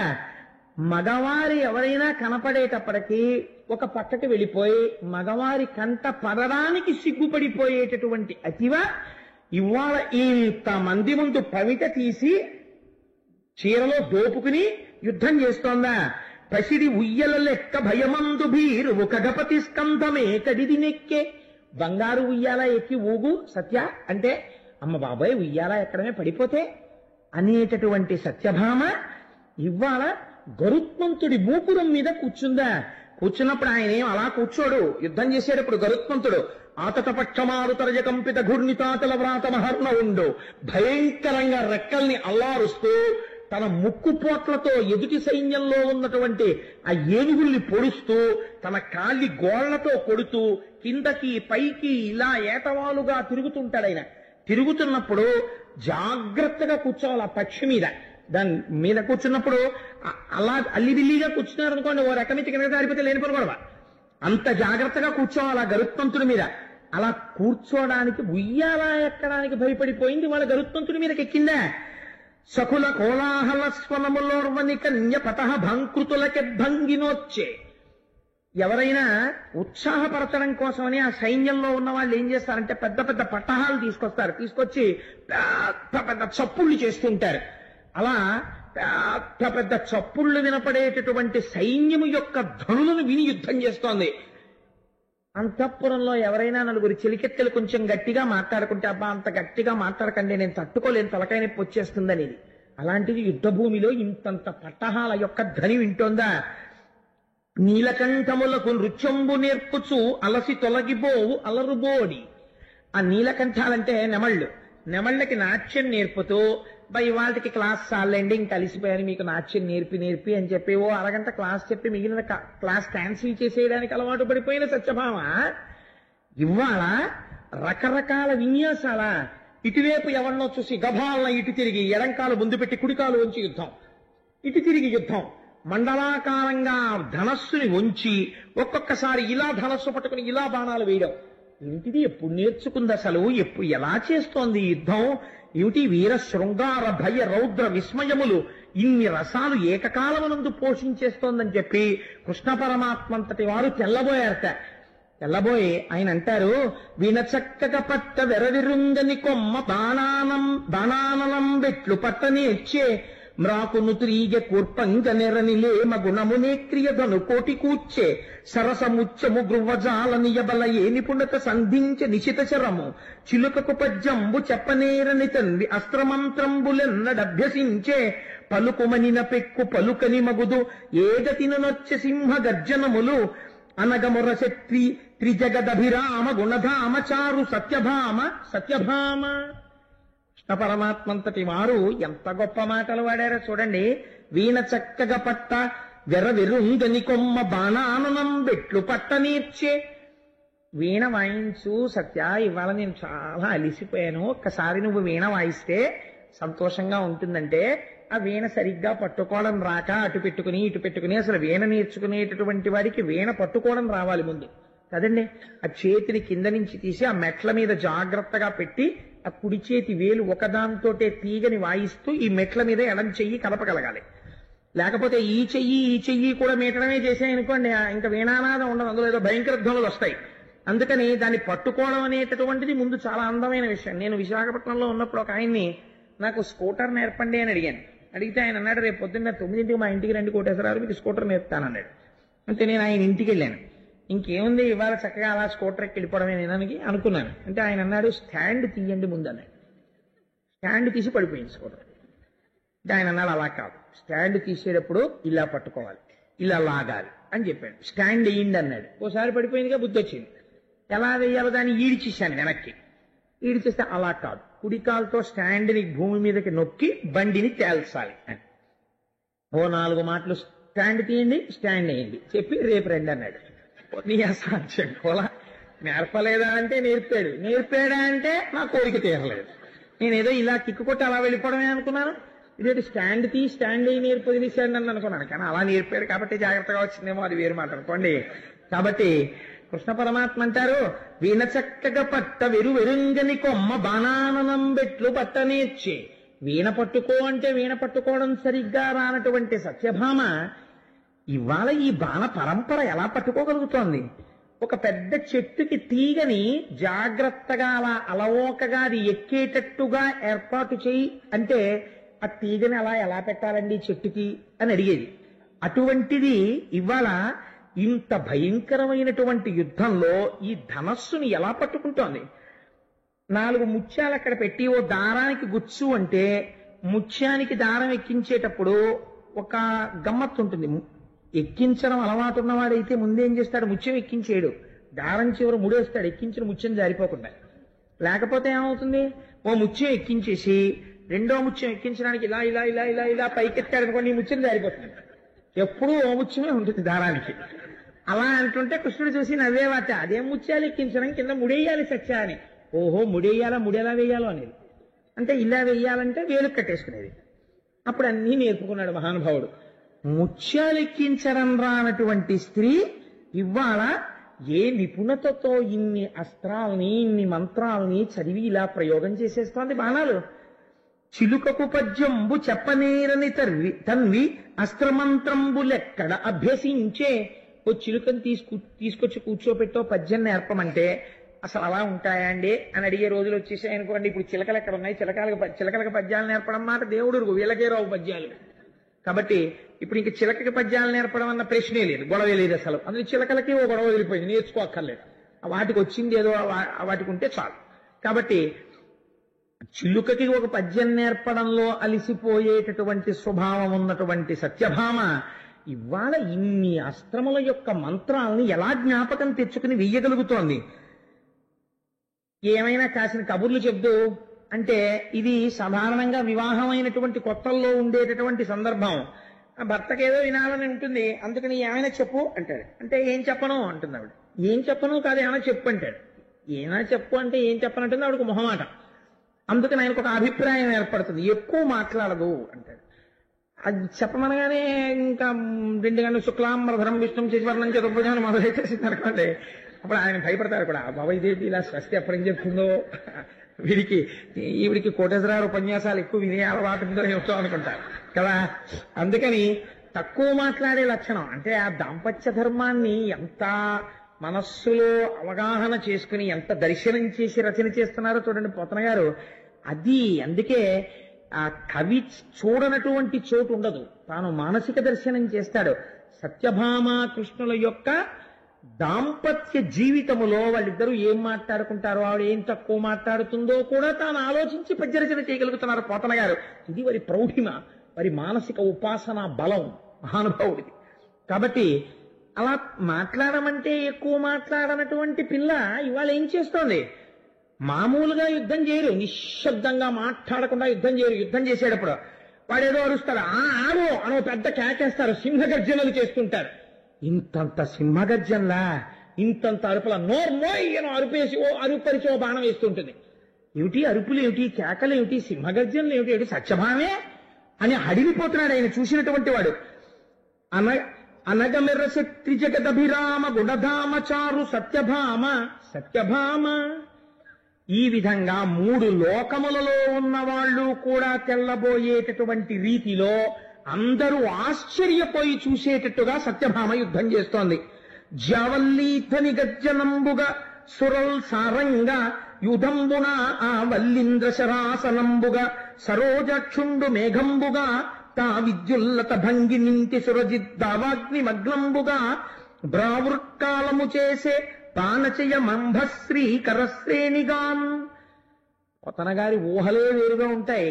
ఆవిడ చేసేటటువంటి యుద్ధంలో కృష్ణ పరమాత్మయే మేఘం, ఆవిడే ఆ మేఘం మధ్యలో ఉన్నటువంటి మెరుపుతీగ. ఎందుకంటే వాళ్ళిద్దరూ కూర్చుని ఉన్నారు కాబట్టి. ఆవిడ చేతిలో పట్టుకున్నటువంటి ధనస్సే ఇంద్రధనస్సు, ఆవిడ చేతిలోంచి వస్తున్నటువంటి బాణ పరంపరలే వర్షధారలు. ఈ వర్షధారల కోసమే చూస్తున్న చాతక పక్షులు దేవతలు. ఈ వర్షధారలలో తడిసిపోతున్నటువంటి దావాగ్ని వంటి వారు రాక్షస సైన్యం. కాబట్టి అగ్నిహోత్రాన్ని చల్లారుస్తోంది, దేవతల యొక్క కోరికే తీరుస్తోంది. అంటే ఎన్ని లక్షల మంది సైన్యాన్ని తెగటార్చిందో ఆ తల్లి. ఇంతమందిని చంపుతోంది. చంపుతుంటే ఏడుస్తున్న వాళ్ళు చాలా మంది ఉన్నారు, ఉల్లాసపడుతున్నవాడు ఒక్కడున్నాడు. ఎవరు? కృష్ణ పరమాత్మ. ఆశ్చర్యపోతున్నాడు ఆయన. రాకేందు బింబమై రవిబింబమయ్యొప్పు నీరజాతేక్షణ నిమ్మొగంబు కందర్పకేతువై ఘనధూమకేతువై అలరుపు బోడిచే లాంచలంబు భావసు పరిధియై ప్రళయార్కు పరిధియై మెరయునా కృష్ణయై మెలత చాప అమృత ప్రవాహమై అనల సందోహమై తనరారు ఇంటి సందర్శనంబు హర్షదాయి మహాదోషదాయి పరచు ముద్దరాలి బాణవృష్టి హరికి నరికి జోడ అందంద శృంగార వీరరసములోలి విస్తరిల్ల. గొప్ప సీస పద్య రచన చేశారంటే నిజంగా పోతనామాచ్యుల వారు. రాకేందు బింబమై, పూర్ణమైనటువంటి చంద్రుడు పౌర్ణమి నాడు ఎలా ఉంటాడో ఆ చంద్రబింబాన్ని చూస్తున్నప్పుడు మనస్సు అంత ఉల్లాసంగా ఉంటుంది. పై ఎంత బాగున్నాడు రా చంద్రుడు అంటారు. పౌర్ణమి నాటి చంద్రుణ్ణి చూసి ఏమిటండి బాబా చంద్రుడు అలా ఉన్నాడన్నవాడిని నేను ఇప్పటిదాకా పుట్టి బుద్ధికి తెలియదు. ఆ చంద్రబింబాన్ని చూడగానే ఎవడైనా ప్రసన్నత పొందుతాడు. అబ్బా ఎంత బాగున్నాడో చంద్రుడు అంటాడు. అలా కృష్ణ పరమాత్మకి పూర్ణ చంద్రబింబంలా కనపడుతోందట, రాక్షసులకి మధ్యందిన మార్తాండ బింబంలా కనపడుతోందట ఆవిడ ముఖం. కందర్పకేతువై ఘనధూమకేతువై అలరుపు బోడిచే లాంచలంబు. ఆ యుద్ధం చేసేటప్పుడు వంగి ఆ బాణపరంపర వేస్తుంటే ఆ దోపుకున్నటువంటి పవిట ఆ చీరలోంచి బయటికి వచ్చి ఎగిరింది. ఇలాగ ఎగిరితే ఆవిడ ఒక్కసారి మళ్ళీ తీసి ఇలా చుట్టుకుంది, ఇలా దోపుకుంది. ఆ ఎగిరినటువంటి పవిట రాక్షసులకేమో ఏదో తోక చుక్క కనపడినట్టుగా కనపడింది, వాళ్ళ పాలిట దుష్యకులం కింద. కృష్ణ భగవానుడికి మాత్రం అలా చూసేటప్పటికీ కందర్పకేతువై మన్మధుడి జెండాలా కనపడింది. భావజు పరిధియై ప్రళయార్కు పరిధియై మెరయునా కృష్ణయై మెలత చాప. ఆ తల్లి యుద్ధం చేస్తున్నప్పుడు ఆవిడ ముఖమండలమునందుండేటటువంటి దీప్తి, ఆ కాంతి, గుండ్రమైన కాంతి చూసేటటువంటి రాక్షసులకేమో ప్రళయకాలంలో ఉదయించినటువంటి సూర్యబింబం చుట్టూ ఏర్పడినటువంటి పరివేశంలా కనపడుతోందిట. పక్కనే కూర్చున్నటువంటి కృష్ణ భగవానుడికేమో మన్మధుడు ఏర్పరిచినటువంటి వలయంలా కనపడుతోందిట. అమృత ప్రవాహమై కృష్ణుడికేమో అమృత ప్రవాహంలా కనపడుతోందిట ఆవిడ. అనల సంతోహమై అగ్నిపుంజంలా రాక్షసులకు కనపడుతోందిట. తనరారు ఇంటి సందర్శనంబు హర్షదాయి అయి మహారోషదాయి అయి పరచు ముద్దరాలి బాణవృష్టి. ఒకరికేమో సంతోషాన్ని కల్పిస్తోంది, వాళ్ళందరికీనేమో దుఃఖాన్ని కల్పిస్తోంది. ఇలా అరికి చూడ హరికి సంతోషాన్ని కల్పిస్తోంది, శత్రువులకి బాధ కల్పిస్తోంది. ఇటువంటి భయంకరమైనటువంటి యుద్ధం చేసి చెమట పట్టేసి ముంగురులన్నీ నుదుటు కంటికి పోయినటువంటి సత్యభామ వంక చూసి అప్పటికే అందరూ నిహతులైపోయారు. నరకాసురుడు మాత్రం ఇంకా ప్రాణాలతో నిలబడి ఉన్నాడు. కృష్ణుడి చూసి, సత్య, నీ యుద్ధానికి నేను ఎంతో పొంగిపోయాను. ఇంటికి వెళ్ళిన తరువాత నీకు ఎన్ని ఆభరణములు కావాలో కోరుకో, అన్ని ఆభరణములను నీకు బహుమానం చేస్తాను. ఇంకా ధనస్సు ఇచ్చే, అలిసిపోయావు, నువ్వు ఇంకా అలిసిపోతుంటే నేను చూడలేకపోతున్నాను అని ఆ ధనస్సు పుచ్చుకున్నాడు. పుచ్చుకుంటే నరకాసురుడు అన్నాడు, చేతకాని వాడివై భార్య యుద్ధం చేస్తూ ఉంటే నువ్వు పక్కన కూర్చున్నావు, మా రాక్షస వీరులు ఎందుకు వెయ్యలేదో తెలుసా అస్త్రాలు శస్త్రాలను, ఆడదాని మీద యుద్ధం ఏమిట్రా అని ఊరుకున్నారు. పౌరుషం ఉన్నవాడివైతే ఇప్పుడు రా యుద్ధానికి అన్నాడు.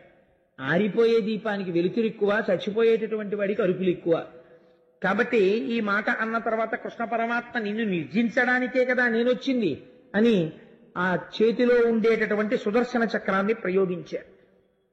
ప్రయోగించగానే సుదర్శన చక్రధారల చేత త్రొంపబడినటువంటి నరకాసురుడి యొక్క శిరస్సు కుండలములు ప్రకాశిస్తుండగా డుళ్ళి నేల మీద పడిపోయింది.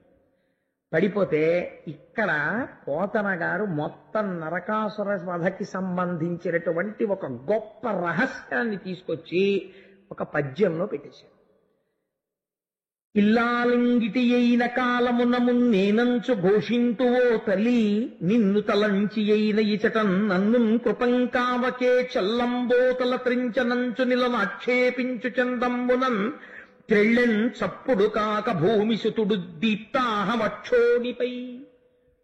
ఆ తల తెగిపోయి కింద పడిపోతున్నప్పుడు భూమికి తగిలేటప్పుడు అమ్మని పరిహాసం ఆడినట్టుందిట. అమ్మా, కిటియై ఆదివరాహమూర్తిగా ఉన్నప్పుడు నిన్ను భార్యగా స్వీకరించాడుగా భూదేవిని, నిన్ను భార్యగా స్వీకరిస్తే కదా నేను కొడుకుగా పుట్టాను.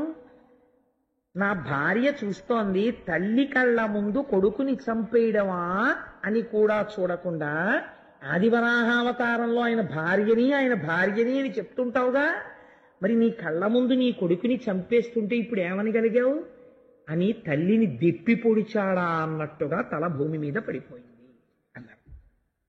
ఎంత చమత్కారమైనటువంటి పద్యమో చూడండి. రాక్షస సంహారం జరిగినప్పుడు ఇటువంటి పద్యం అరుదుగా రాస్తారు. ఇలా ఎందుకు జరిగింది అంటే, ఇప్పుడు మీరు దీన్ని ఒక్కసారి ఒక్కొక్కచో అయితే ఒక మాట చెప్తుంటారు, సత్యభామయే నిర్జించినది నరకాసురుడు. సత్యభామయే నిర్జించిన నరకాసుర సైన్యాన్నంతటినీ నామమాత్రావశిష్టం చేసేశాక కృష్ణుడు నిర్జించిన ఒకటే.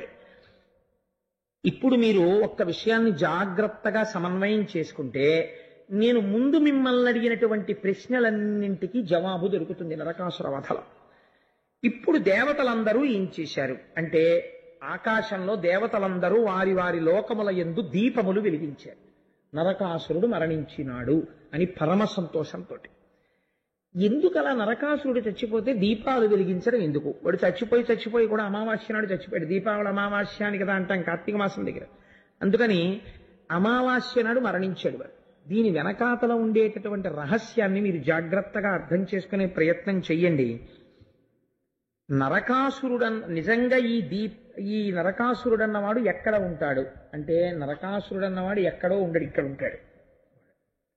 అదేమిటంటే అలా అన్యాయంగా మాట్లాడారు ఇంత విన్న తర్వాత అని మీరు అనుకోకండి. నరకాసురుడు అంటే, నరకాసురుడు ఎవరికి జన్మించాడు ఆదివరాహమూర్తికి భూదేవికి కలిసి జన్మించాడు. అంటే ప్రకృతి పురుషుల యొక్క సంయోగ ఫలితమే నరకాసురుడు.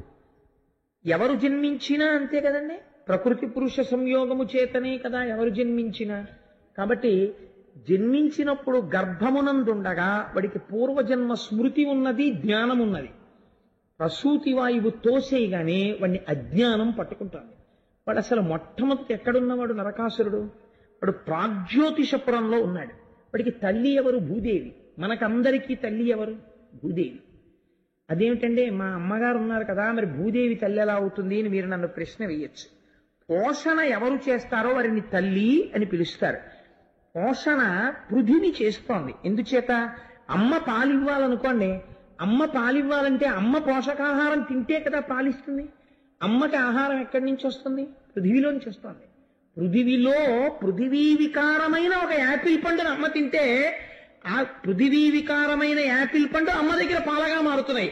ఆ పాలు పృథివీ వికారమైన ఈ శరీరం పుచ్చుకుని మళ్ళీ ఇంకొంచెం పృథివీ వికారంగా పెరుగుతోంది, పెద్దదవుతోంది. కాబట్టి ఇప్పుడు అందరినీ పోషించేది ఎవరు? అమ్మ పోషిస్తోంది. కాబట్టి భూదేవి అమ్మ. వీడేమన్నాడు? నాకు అమ్మ ఎవరో తెలియడం లేదు అన్నాడు. కాబట్టి దేన్ని వదిలిపెట్టాడు? ప్రాగ్జ్యోతిషపురాన్ని విడిచిపెట్టి వాడు మాహిష్మతీపురంలో ఎక్కువ గడుపుతూ ఉండేవాడు. ప్రాగ్జ్యోతిషము, ప్రాక్ కంటే పూర్వకాలమునందు ఎప్పుడూ ఉన్నది, మొదటి నుంచి ఉన్నది. జ్యోతిష్ అంటే ఏదది? ఇక్కడే ఉన్నటువంటి ఆత్మవస్తువు. ఈ ఆత్మవస్తువుని తెలుసుకోవడానికే మనం ఇందులోకి వచ్చాం. ఇందులో ఉండి ఈశ్వరుని యొక్క అనుగ్రహాన్ని పొందడానికి, ఈశ్వర దర్శనమును పొందడానికి ఇందులోకి వచ్చాం. కానీ ఇందులోకి రాగానే వాడు ఏం చేశాడు? ప్రాగ్జ్యోతిషపురానికి దూరంగా ఉండడం మొదలుపెట్టాడు. మాహిష్మతీపురానికి వెళ్ళాడు. మాహిష్మతి అంటే మహిష ప్రకృతి, దున్నపోతు యొక్క లక్షణం. ఏమిటది? ముగ్గురి వల్ల వచ్చింది. ముగ్గురు స్నేహితుల్ని పట్టుకున్నాడు. ఎవరు వాళ్ళు అంటే అదిగో ఆ మురాసురుడు అనబడేటటువంటి వాడు, నిశుంభుడు అన్నవాడు, హయగ్రీవుడు అన్నవాడు. సత్వ రజస్తమో గుణములు అనేటటువంటి 3 గుణములతో స్నేహాన్ని ఏర్పాటు చేసుకున్నాడు. ఎప్పుడు ఈ 3 గుణాలలో తిరుగుతున్నాడు. ప్రాగ్జ్యోతిషపురం నుంచి మాహిష్మతీపురానికి వచ్చేశాడు. ఇప్పుడు వీడేం కోరుకున్నాడు? చతుర్ముఖ బ్రహ్మగారి గురించి తపస్సు చేశాడు. తపస్సు చేస్తే బ్రహ్మగారు ప్రత్యక్షం అయ్యారు. నీకేం కావాలి అని అడిగారు. ఇది భాగవతాంతర్గతం కాదు, నేను ఇతర పురాణాల్లోంచి అనుసంధానం చేస్తున్నాను. ఒక పూర్ణత్వం రావడం కోసం కథకి. బ్రహ్మగారు నీకేం కావాలి అని అడిగారు. నాకు మరణం ఉండకూడదు అన్నాడు. అంటే ఈ మాట చాలా మంది అడిగారన్నా, అది ఇవ్వడం కుదరదు. ఇంకో మాట అడుగన్నారు. అంటే వాడు వెతుక్కుంటున్నాడు, ఏం అడుగుదాం. బ్రహ్మగారు అన్నారు, ఒక భయం నీకు లేదుగా, అమ్మ చేతిలో చచ్చిపోతావని నీకు వరం ఇస్తాను, అమ్మ పుచ్చుకుంటావా అన్నారు. అంటే వాడనుకున్నాడు, అమ్మకి పెంచడం తెలుసు తప్ప అమ్మకి చంపడం తెలియదు కదా, కాబట్టి నాకు చావు లేదని అలాగే ఈ వరం అన్నాడు. కాబట్టి నువ్వు మీ అమ్మ చేతిలోనే చచ్చిపోతావురా అని వరం ఇచ్చాడు చతుర్ముఖ బ్రహ్మగారు. వీడిప్పుడు అమ్మ చేతిలో చచ్చిపోతాను కాబట్టి నా తల్లి ఎవరు అని వెతకడం మొదలెట్టాడు. తెలుసుకోలేకపోయాడు. ఆఖరికంటే అజ్ఞానంలో ఉన్నాడు. మహిష్మతీపురంలో, ప్రాగ్జ్యోతిషపురంలో ఉంటే వాడికి తెలిసిపోను ఆవిడే నా తల్లి అని. వాడు తెలుసుకోలేకపోయాడు. తెలుసుకోలేక ఇప్పుడు ఏం చేశాడు అంటే అదితి కుండలములను అపహరించాడు. అదితి కుండలములను అపహరించడం అంటే ఏమిటో తెలుసా అండి? ఏదో వాళ్ళ ఇంట్లోకి వెళ్ళి ఆవిడ చెవులకు పెట్టుకున్నటువంటి ఆభరణాలు తీసి పెట్టిలో పెడితే వీడు వెళ్ళి ఆ పెట్టి తీసేసి ఆ ఆభరణాలు ఎత్తుకొచ్చేసాడు అనుకోండి. అది అంత పెద్ద విశేషం పురాణంలో చెప్పుకుని పోతనగారు ఆంధ్రీకరించవలసిన విషయమును నేను మీకు చెప్తే మీరు అందరూ వినవలసిన విషయం ఏమిటండి? అదితి కుండలములను అపహరించుట అంటే ఏమిటో తెలుసా? దితి అంటే ఖండం, అదితి అంటే ఖండము కానిది, అంటే ముక్క కానిది. ముక్క కానిది ఏది చెప్పండి? ఆకాశం. మీరు ఇప్పుడు ఈ తివాచీను ముక్క చేస్తానన్నారు అనుకోండి, చేయగలరు. లేకపోతే నీటిని 2 ముక్కలు చేస్తాను అన్నారు అనుకోండి, చెయ్యొచ్చు. ఐస్ కింద చేసి విడగొట్టచ్చు. కానీ మీరు ఆకాశాన్ని ముక్కలు చెయ్యండి, మీరు చేయలేరు ఆకాశాన్ని. ఆకాశం ఎప్పుడు ఏకత్వంతోనే ఉంటుంది. అదితి అంటే ఖండము కానిది, ఖండము కానిది ఆకాశము. ఇప్పుడు ఈ ఆకాశానికి 2 కుండలాలు ఉన్నాయి ప్రకాశిస్తూ. ఏమిటవి? సూర్యుడు, చంద్రుడు. ఈ సూర్యచంద్రులు ఇద్దరు గమనము, కదులుతుంటారు. సూర్యచంద్రులు కదిలితే ఏమవుతుంది? మన ఆయుర్దాయం తగ్గిపోతుంది. సూర్యోదయం అయిందనుకోండి, నా ఆయుర్దాయం కొంత వెళ్ళిపోయినట్టే. రేపటి సూర్యోదయం అయిపోయిందనుకోండి, నా ఆయుర్దాయంలో 12 గంటలు వెళ్ళిపోయింది. రేపు సూర్యాస్తమయం అయిందనుకోండి, నా ఆయుర్దాయంలో ఇంకో 12 గంటలు వెళ్ళిపోయింది. చంద్రోదయ చంద్రాస్తమయములు, సూర్యోదయ సూర్యాస్తమయాల్లో ఆయుర్దాయం వెళ్ళిపోతుంది. వీడేమంటున్నాడు, నేను ఆ కుండలములను దొంగిలించానన్నాడు. అంటే కాలము యొక్క ప్రసరణ నా మీద లేదన్నాడు. అంటే అజ్ఞానమునందున్నాడు, నాకు మరణము లేదన్నాడు. అది అదితి కుండలములను తస్కరించడం అంటే. కాబట్టి ఇప్పుడు ఏం చేశాడు, చతుర్దశీ కన్యని వివాహం చేసుకున్నాడు. ఎవరి చతుర్దశీ కన్య? త్వష్ట ప్రజాపతి యొక్క కూతురు. త్వష్ట అంటే ఎవరు? త్వష్ట అంటే తొలుచున్నది అని నిఘంటువులకు అర్థం. తొలిచేది ఏది? మాయ. మాయ అంటే ప్రకృతి. ప్రకృతి అంటే 14 భువనాలు. 14 భువనాలే చతుర్దశి. కాబట్టి చతుర్దశీ కన్యని వివాహం చేసుకున్నాడు. అంటే 14 భువనములు మాయకి చిక్కి ఈ భోగభాగ్యాలన్నీ శాశ్వతం అనుకున్నాడు. కాబట్టి ఇప్పుడు ఏమైంది, త్వష్ట ప్రజాపతి యొక్క కుమార్తె అయిన 14 భువనములను తనదనుకుంటున్నాడు. అనుకుని ఈ చతుర్దశి తనది తనది అన్నాడు. అని అనేక మంది రాజుల దగ్గరికి వెళ్ళాడు. వెళ్ళిన చోటల్లా వాడు చేసినటువంటి చమత్కారమైన పని ఏమిటో తెలుసా అండి? నరకాసురుడు ఆ రాజుని చంపడం, ఆ రాజుల పిల్లల్ని తీసుకురావడం. మీకు రావణాసురుడి ప్రకృతిలో వాడు కొంతమందిని చెరబట్టాడు, కొంతమందిని అనుభవించాడు. నరకాసురుడి యొక్క ప్రకృతి ఏమిటో తెలుసా అండి? వాడు ఏ స్త్రీని వాడు అనుభవించలేదు. 16,000 మంది కన్యల్ని తీసుకొచ్చి కారాగారంలో పెట్టాడు. నరకాసుర వధ అయిపోయిన తర్వాత కృష్ణ పరమాత్మ అంతఃపురంలోకి వెళ్ళాడు. ఈ 16,000 మంది కృష్ణుణ్ణి చూసి ఈయన్ని మనం భర్తగా పొందితే బాగుండును అనుకున్నారు. 4 దంతాల ఏనుగులు 2 దంతాల ఏనుగులు ఎక్కించి వీళ్ళందరినీ ఆయన ద్వారకా నగరానికి పంపించేసి ఇంద్రుడి దగ్గరికి వెళ్లి వచ్చిన తర్వాత ఈ 16,000 మందికి 16,000 అంతఃపురాలు కట్టి 16,000 మందిని ఏకముహూర్తమునందు 16,000 రూపాలతో వివాహం చేసుకున్నాడు, ఒకే కృష్ణుడిగా కనపడుతూ. ఇప్పుడు ఎంతమంది భార్యలయ్యారు? ఇందాక 8, ఇప్పుడు 16,000. వీడు తెచ్చిన 16,000 ఎందుకు పనికొచ్చాయంటే కృష్ణుడికి పెళ్లాలు చేయడానికి పనికొచ్చాయి. అంతే కదండి. ఈ 16,000 మందిని వీడి జీవితం అంతా కలిపి తెచ్చి చెరసాలలో పెట్టాడు. 16,000 మందిని తీసుకొచ్చి చెరసాలలో పెట్టడము అంటే ఏమిటో తెలుసా అండి? ఈశ్వరుడు షోడశ కళా ప్రపూర్ణుడు. 16 కళలు ఉంటాయి. ఆ 16 కళలు ఏవని చెప్తారో తెలుసా? పృథివీ, ఆపస్, తేజో, వాయు, ఆకాశము, అన్నము, వీర్యము, మంత్రము, తపస్సు, మనస్సు, ప్రాణము, శ్రద్ధ, లోకము, నామము, కర్మ. ఈ 16ంటికి కలిపి 16 కళలని పేరు. ఈ 16గా ఈశ్వరుడు కనపడితే సకల అని పిలుస్తారు. ఈ 16 లేకుండా నిర్గుణుడుగా ఆత్మగా కనపడితే నిష్కళ అని పిలుస్తారు. ఇప్పుడు వీడేం చేశాడు? ఈ 16 ఈశ్వరుడు యొక్క కళలివి. పృథివీ మనం సృష్టించలేదు, వాయువు మనం సృష్టించలేదు, నీరు మనం సృష్టించలేదు. కానీ ఇవన్నీ నావి అన్నాడు. చెరసాలలో బంధించాడు. నాకు మృత్యువు లేదు, ఇవన్నీ నావి అన్నాడు. ఇవన్నీ ఈశ్వరుడివి అనలేదు. 16 కళలని రకరకాలుగా నామనుకోవడమే 1000 అంటే అనంతమని పేరు సంస్కృతంలో. అందుకే ఎవరికి చెప్పిన 1000 నామాలే. విష్ణు సహస్రం, లలితా సహస్రం, లక్ష్మీ సహస్రం. ఎవరికన్నా సహస్రం నుంచి ఉండడం ఏంటి అంటే సహస్రం అని ఎందుకంటారంటే అనంతం. ఆ నామాలు ఇంకంతకన్నా చెప్పలేము. ఎన్ని నామాలు ఆయన నామాలే. సహస్రం అంటే 16,000 అయ్యాయి. అంటే ఎన్ని మాటలు నావి అన్నాడో అన్ని మాటలు వాడివి కావు, ఈశ్వరుడివి. ఈ 16 కళలు 16,000 మంది కన్యలు. వాళ్ళు ఎవరికి చెందినవారు? ఈ 16 మనవి కావు, ఈ 16 ఈశ్వరుడివి.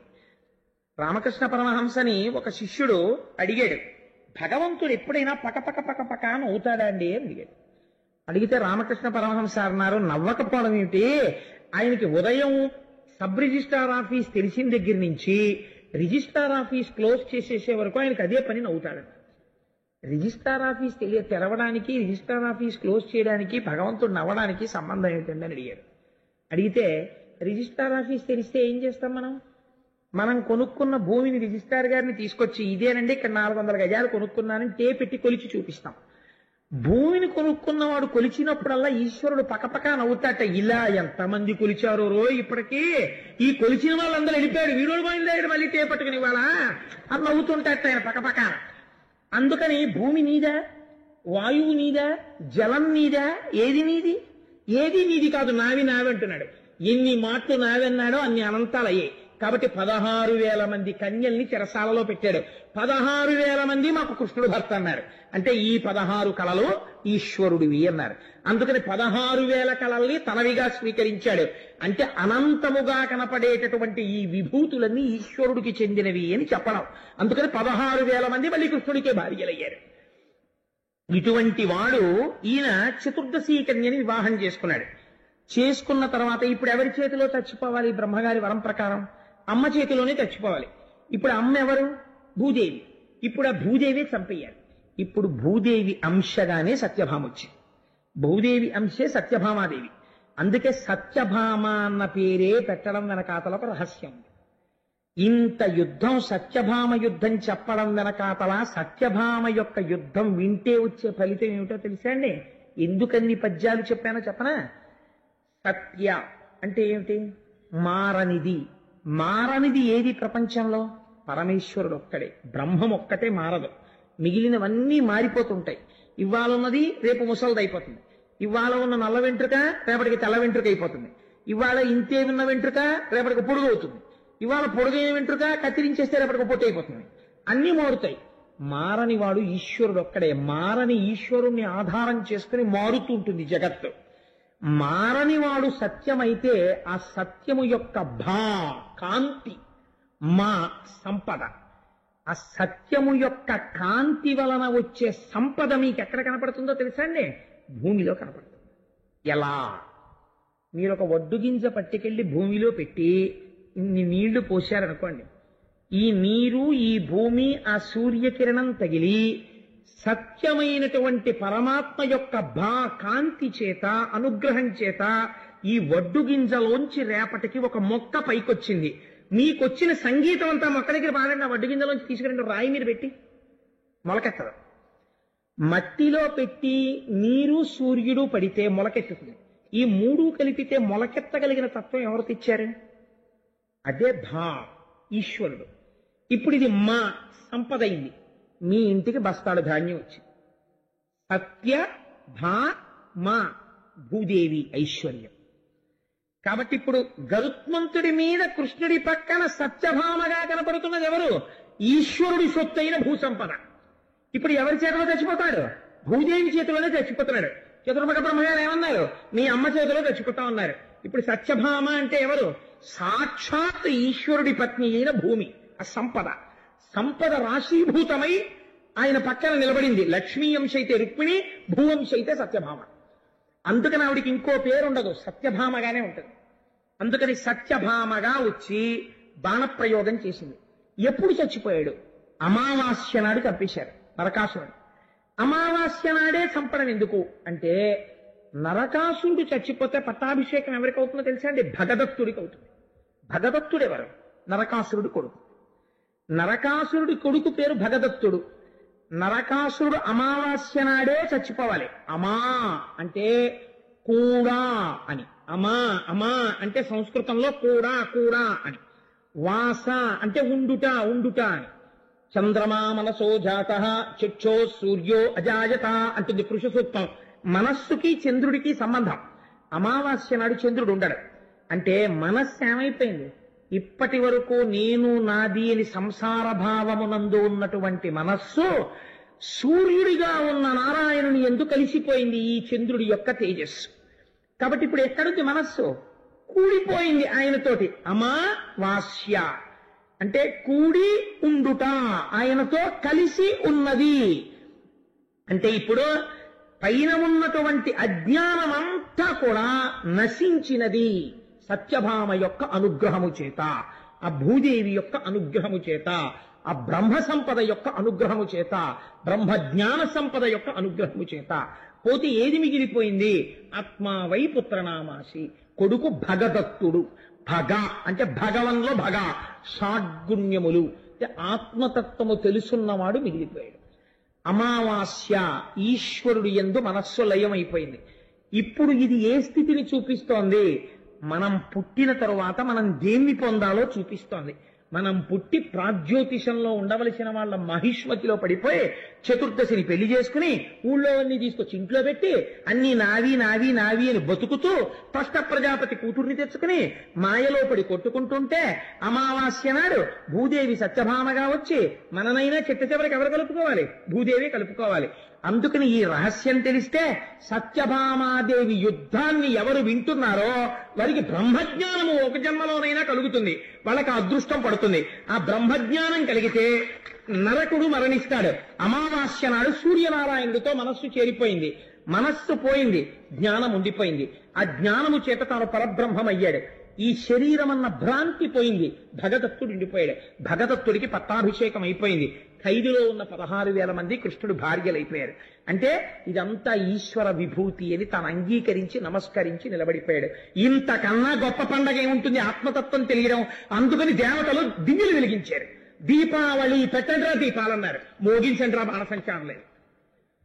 దీపాలు పెట్టండి అన్నారు, దీపావళి దీపాలు వెలిగించండి, దీపాలు వెలిగించండి. ఆత్మజ్యోతి ప్రకాశించింది, మళ్ళీ ప్రాగ్జ్యోతిషపురమునకు పట్టాభిషిక్తుడయ్యాడు. కాబట్టి ఇది దివ్యమైన లీల.